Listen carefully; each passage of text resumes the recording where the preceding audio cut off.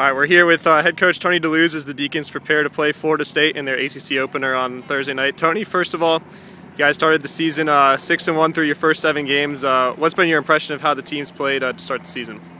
Just gradual progression. Getting a little bit better every game, and refining a few things, and probably a little bit more continuity as we go here. So we're just looking to continually improve on our last performance. You guys, one aspect that's been a lot different than last season is on the defensive side of the ball. You guys have 4 shutouts already. That's how many you had all last year. What do you think has been the difference defensively for the team? Just an overall, I think, more commitment and pride in getting shutouts. That's a huge priority for the group. They're focusing on defending around the box, blocking crosses, blocking shots, all the little things that we need to do in order to come out with a shutout. So even some of the games that we've been ahead in by a few goals, that you're still taking pride in that shutout, and so that's probably the biggest difference. You guys got Florida State coming in to Spry on Thursday night at 8. Consensus top 10 team, top 3 in some polls. What do you think you guys are going to have to do to get a result against them, and what have you seen about them that they're good at? Well, they're very good in counter-attacking situations. They've got a lot of speed up front and out wide. It's just going to be a very tactical game. You know, Mark does a great job at Florida State preparing his teams for every opponent, and you know they're going to be a tough team to break down, and we have to be aware of the counter. You guys are entering this year's ACC season as the defending champion. It's a situation that you haven't been in before. Do you think there's a little more pressure or higher expectations going into the ACC season in that situation?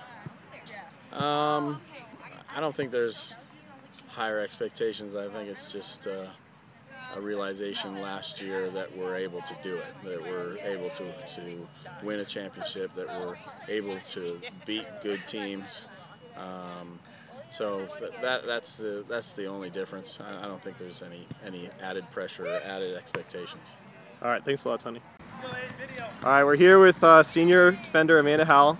Amanda, you guys are through your first 7 games of the season, through most of the non-conference season, and you've gone 6-1 with some pretty solid wins, good road wins against Auburn and UCF, and so a big one against Nebraska last weekend.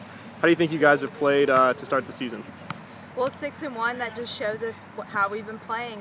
We had one slip up against UConn, and we came back last weekend and had 2 huge wins, especially against Nebraska, and that's going to be key going right into the ACC.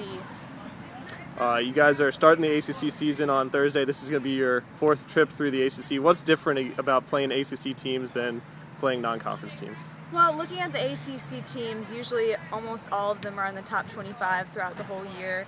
So just the level of intensity, the way they play soccer is much different than a lot of the other conferences. And so we know coming into the Florida State game that a 1-0, going into the next game, having a 1-0 record is huge because every game matters in the ACC. As I said, you guys have Florida State coming into Spry Stadium at 8 on Thursday. They're a top 5 team. You split a couple games against them last year, lost an overtime game in the regular season, and then beat them in the ACC tournament. What do you think you guys have to do to get a win against them on Thursday? Well, Florida State's always a good team. They're really good at soccer, just keeping the ball on the ground, moving it around, and they take their chances and put them away. So we just need to be good shape throughout the back and team defense all over the field, and just put our chances away when we have them, because we might not get that many of them. So what's a message that you would give to fans of Wake Forest women's soccer that are trying to decide whether or not to come out on Thursday? Well, we were ACC champions, so come out and support us because we're going for another title. All right, thanks, Amanda. Thank you.